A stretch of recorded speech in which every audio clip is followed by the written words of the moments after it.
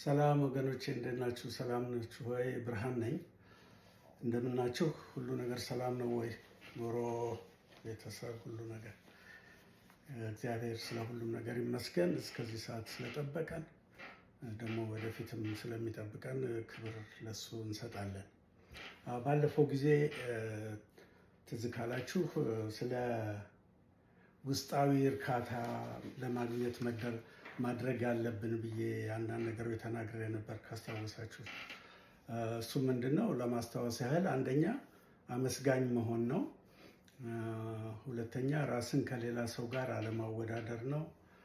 ሶስተኛ ሶሻል ሚዲያን በገደብ መያዝ ነው። አራተኛ ደግሞ በረከታችንን መቁጠር ነው።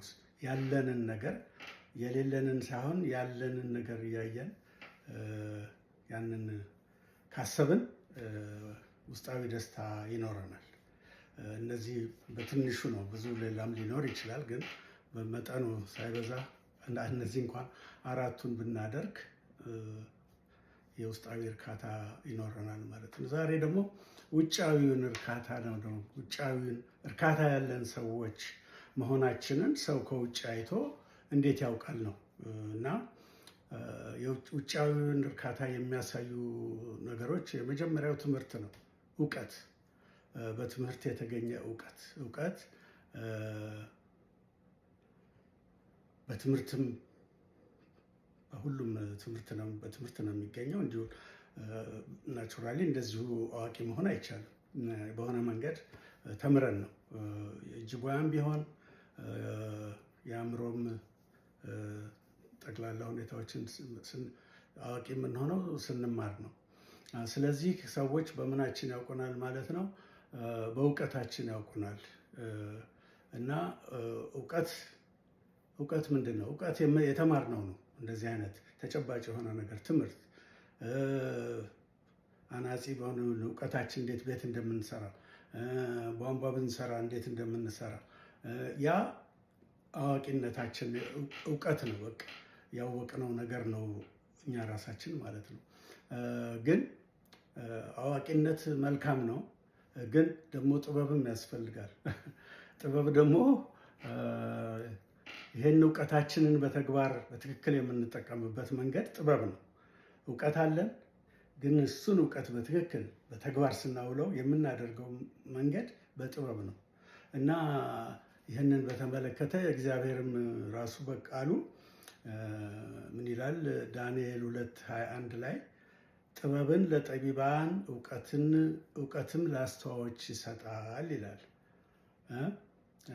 ምሳሌ 2:10 ላይ ደግሞ ጥበብ ወደ ልብህ ትገባለች እና እውቀትም ነፍስህን ደስ ታሰኛለች ይላል እና እውቀትም ነፍስህን ደስ ታሰኛለች። ስለዚህ ደስ ያለ ሰው እርካታ አለው ማለት ነው እና ልናየው እንችላለን። ያን ደስታ ይታያል። ደስታ ውስጣችን ከፋ ነገር ከሆነ ያልተደሰትንበት ከሆነ ይታያል በፊታችን ላይ። ስለዚህ በእውቀትም ደግሞ እግዚአብሔር እንደዚህ ብሎ ተናግሯል እና እግዚአብሔርም ራሱ ስለ እግዚአብሔር እንድናውቅ ይፈልጋል። እግዚአብሔር ራሱ ስለ እግዚአብሔር ለምሳሌ እግዚአብሔር ምንድን ነው የሚለውን ነገር በትክክል እንድናውቅ ይፈልጋል። ከመጽሐፍ ቅዱስ ላይ ተምረን የእግዚአብሔርን ማንነት፣ ባህሪውን፣ ሁሉንም ነገር ከመጽሐፍ ቅዱስ ማወቅ አለብን። ሌላ ምንም ምንጭ የለውም። ከእግዚአብሔር ለማወቅ ሌላ ምንም ነገር የለም። ከምንም መማር አይቻልም። ከመጽሐፍ ቅዱስ ብቻ ነው። ምክንያቱም መጽሐፍ ቅዱስ ብቻ ነዋ ስለሱ የሚናገር እና ያ ነው። ያንን ከተማርንና ካወቅን በኋላ ግን የእግዚአብሔርን ቃል ካወቅን በኋላ ግን ያንን እንዴት እንደምንጠቀም የእግዚአብሔርን ቃል ደግሞ ማን ነው ጥበቡን የሚሰጠን? እግዚአብሔር ነው። ጥበቡን የሚሰጠን እግዚአብሔር ነው። ምክንያቱም ምን ይላል ያዕቆብ 1:5 ላይ ከእናንተ ግን ማንም ጥበብ ቢጎድለው ሳይነቅፍ በልግስና ለሁሉ የሚሰጠውን እግዚአብሔር ይለምን ለእርሱም ይሰጠዋል ይላል። ስለዚህ ይሄ ጥበብ እንትን ነው፣ ጊፍት ነው፣ ከእግዚአብሔር የሚሰጠን ጊፍት ነው። ስለዚህ ያንን ነገር ለማወቅ እውቀቱ ሊኖረን ያስፈልጋል። እውቀቱ ከሌለን መጽሐፍ ቅዱስ የማናውቅ ከሆነ ስለ እግዚአብሔር ማንነት የማናውቅ ከሆነ ይሄ ጥበቡ ሊኖረን አይችልም። ምን ይጠቅመናል? ጥበብ ብቻ አይሆንም። ሁለቱ እውቀት ያለ ጥበብ መኖር ይችላል።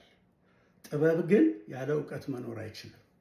እውቀት ይቻላል። እውቀት ኖሮ ማወቅ ይቻላል የሆነ ነገር ማለት ነው።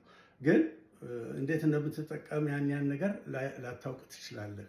ግን ጥበብ ያስፈልጋል ማለት ነው። እና እውቀት ኢንፎርሜሽን ነው። ያው ጥበብ አፕሊኬሽኑ ነው።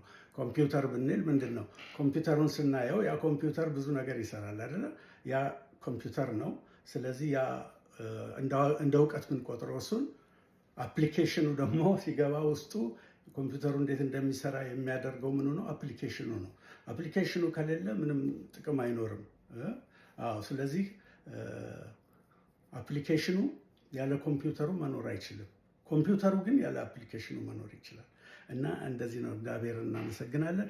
ስለዚህ እውቀት በጣም በየትኛውም አቅጣጫ ቢሆን እውቀት ያኮራል። እውቀት ደስ የሚያሰኝ ነገር ነው። ስለዚህ በየትኛውም መንገድ ሁላችንም ልንሻው የምንፈልገው እድሜ የማይወስነው በቃ የማይባልበት ነገር ቢኖር እውቀት ነው። መማር እንችላለን።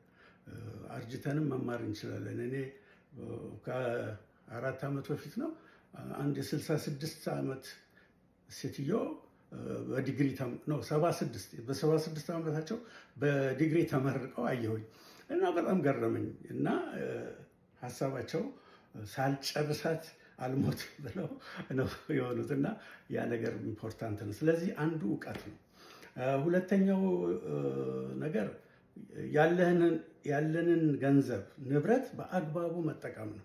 ይሄ የውጫዊውን ደስታ የውጫዊ እርካታችን እንዲታይ ያለንን በአግባቡ መጠቀም፣ ማባከን ከተገኘች በኋላ ዛሬውኑ ቶሎ ቶሎ አጥፍቶ እንትን ማድረግ ሳይሆን በአግባቡ ተጠቅሞ ቆጥቦ ከአንድ ደረጃ ወደ ሌላ ደረጃ ለማድረግ ሲሞከር ያ ራሱ ደስታ ይሰጣል። ውስጥ ኢንተርናል ሰክሰስ አለው እና ያ ነገር ኢምፖርታንት ነገር ነው ብዬ አስባለሁ። ሶስተኛ ጊዜን በአግባቡ መጠቀም ነው። ጊዜ ራሱ በጣም እንትን ነው፣ ኮሞዲቲ ነው፣ እንደ ሸቀጥ ነገር ነው። አንዴ ካለፈ ግን የማንመልሰው ነገር ነው። እንደ ገንዘብ የምንቆጥረው ገንዘብ አለን፣ ግን ከተጠቀምንበት በኋላ ያንን ገንዘብ መልሰን ማግኘት አንችልም። ኦልሬዲ ተቀየረ፣ ወደኛ ልናመጣው አንችልም። እና ምን ይላሉ በእንግሊዝኛ? ታይም ኢዝ ከረንሲ ዛት ካንኖት ቢ ሪፈንድድ ኦር ኤክስቼንጅድ ይላሉ። ወይንም ሌሎቹም ታይም ካንኖት ቢ ሪከቨርድ ዋንስ ኢት ኢዝ ጎን ይላሉ። ጊዜ አንዴ ካለፈ አለፈ ነው በቃ። በምንም ተአምር ያችን መመለስ አንችልም። ያለንን ነው እንጂ መጠቀም ያለብን፣ የተረፈ ለወደፊቱ ነው እንጂ የለም። እና አንዳንዴ ያልፋል ሳናውቀው፣ በዋዛ በፈዛዛ እድሜ ያልቃል በአግባቡ ሳንጠቀምበት። እና ያ እንዳይሆን ጊዜ የሚመለስ ሀብት እንዳልሆነ አውቀን ያንን ነገር በትክክል መጠቀም ይኖርብናል። እና እሱ አንዱ ነው። ጊዜን በአግባቡ መጠቀም የሚለው በጣም ኢምፖርታንት ነው። ሌላው በጣም የሚገርመው የውጭ ደስታ እንዳለን እርካታ ያለን ሰዎች ለመሆን ለማሳየት ምንድን ነው ራሳችንን ከጠቢባን ጋር ከአዋቂዎች ጋር ፖዘቲቭ አቲቱድ ካላቸው ማለት በቃ ስኬት ያላቸው ሰዎች ጋር ራስን ማዛመድ መዋል ጥሩ ነው። ጓደኛ ማድረግ ማለት ነው። ምክንያቱም ምንድነው ይሄ ተላላፊ ነው፣ ከአንዱ ወደ ሌላው የሚተላለፍ ነገር ነው። ስለዚህ ምንድነው ከምንውለው ሰው ነው የምንመስለው። አበሻ እኮ ሲተርት ጎበዝ አይደል እንደ ምንድን ነው ያለው? ከአህያ ጋር የዋለች ጊደር ፈስተምራ ትመጣለች አለ። ያንን ነው በቃ ኮፒ የምታደርገው ከዛ ሰው ነው። ስለዚህ ከአዋቂና ከጥበበኛ ሰው ጋር መዋል በጣም ኢምፖርታንት ነው። ያ ጓደኛ የምታደርገው ሰው እንደዛ አይነት ሰው መሆን አለበት፣ ፖዚቲቭ ያለው። ከንዴተኛ ጋር ከዋልክ አንተም ንዴተኛ ነው የምትሆነው። ከተሳዳቢ ጋር ከተዋልክ አንተም ተሳዳቢ ነው የምትሆነው። ከሌባ ጋርም ከዋልክ ሌባ ነው የምትሆነው። ስለዚህ ምንድን ነው ከማን ጋር እንደምትውል ኢምፖርታንት ነው። ጀስት በጣም አስ ኢምፖርታንት አስ ላይፍ ማለት ነው። ስለዚህ ላይፍህን ነው የምታባክነው እንደዛ ካልሆነ ማለት ነው። ሌላው ከሰዎች ጋር ያለህን ግንኙነት በገደብ ማድረግ ነው። በጣም መቀራረብ ከሰዎች ጋር ጥሩ አይደለም። በጣም ከመጠን በላይ ከዘመድም ጋር መቀራረብ ጥሩ አይደለም። በገደብ ማድረግ ያስፈልጋል። ምክንያቱም ምንድነው እንትን የሚለው መጽሐፍ ላይ የገረመኝ መጽሐፈ ምሳሌ ምዕራፍ 25 ቁጥር 17 ላይ በጣም ምን ይላል?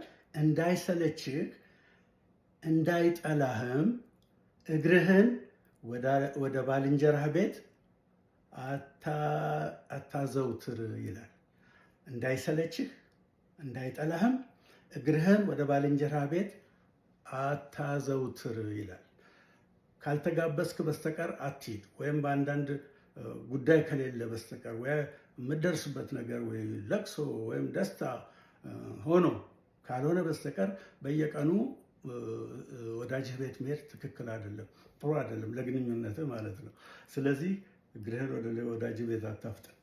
የመጨረሻው በጣም እርካታ ያለ ሰው የሚታወቀው ቸር ከሆንክ ነው። ቸር የምትሰጥ ሰው ከሆንክ፣ ለሰዎች ችግር የምትደርስ ከሆነ በገንዘብም ትረዳለህ፣ በጊዜ ትረዳለህ፣ በሌላም ነገር በማንኛውም ነገር በምትችለው ከጎረቤትህ ከሰው ጋራ ግንኙነትህ በዛ አንጻር ከሆነ እርካታውም ለአንተ ነው። በውጭም ሰው ዘንድ መከበርና እንዴት አይነት ጥሩ ሰው ነው የሚባል ነገር አለ። ፖዘቲቭ ፊድባክ ከሌላው ሰው ማግኘት ራሱ ጤናማና በጣም አስፈላጊ ነው። ይሄ የማይረባ ሰው፣ ይሄ ክፉ ብሎ ከሚሉህ ያ ራሱ ኔጌቲቭ እንትን ነው ወደ አንተ የሚልክብህ። ያ አያስፈልገንም። ግን ምንድን ነው የሚሉት? ይሄ እንዴት አይነት ጥሩ ሰው መሰላችሁ፣ እንደዚህ የሚረዳ ነው፣ እንደዚህ የሚተባበር ነው፣ እግዚአብሔር ይባርከው ምናምን የሚለው ነገር ራሱ ባርኮት ያመጣል። ስለዚህ እንዳንሳሳት። ስለዚህ ልድገምላችሁ፣ ያዟት ይችን አደራ። አንደኛ ትምህርት ነው። ትምህርት እንደሆነ ተነጋግረናል። ሁለተኛ ያለህን ገንዘብ ንብረትህን በአግባቡ መጠቀም፣ በቁጠባ ነው፣ ማባከን የለም። ሶስተኛ ጊዜህንም በአግባቡ መጠቀም ነው። ምክንያቱም ጊዜ የማይተካ ነገር ስለሆነ አንዴ ከሄደ ሄደ ነው። አራተኛ ራስህን ከአዋቂዎች፣ ከጥበበኞች፣ ከአስተዋዮች ጋር ዋል። ምክንያቱም እንደነሱ ነው የምትሆነው። ከነሱ ነው ወደ አንተ ይተላለፋል እንዲህ አይነት ነገር። ስለዚህ ይህን እንዳትረሳ። ከሰዎች ጋር ያለህን ግንኙነት በገደብ ማድረግ ነው። በጣም ማዘውተር ሰው ጋር ወይም በጣም በየቀኑ ልትገናኘው ከምትፈልገው ጓደኛ ለምሳሌ በየቀኑ አትገናኝም። በየቀኑ ከጓደኛ ጋር ቢያንስ አለ ጊዜ እና በቀጠሮ ነው የምትገናኝ ለመጫወት። አለበዛ ግን ወደ ቤት፣ ወደ ዘመድ ቤት፣ ወደ ምናምን አታዘውትር። አላስፈላጊ እንትኖች ውስጥ አትሄድ። አልፎ አልፎ እየሄድክ መጠየቅ ትችላለህ። ስለዚህ ይሄ መልካም ነው። መጨረሻ መስጠት፣ ገንዘብንም ጊዜንም መስጠት። ይሄንን ካደረግን ደስተኞች እንሆናለን። ከዛ በላይ ምክንያቱም እግዚአብሔርም የሚወደውን ነገር አደረግን ማለት ነው።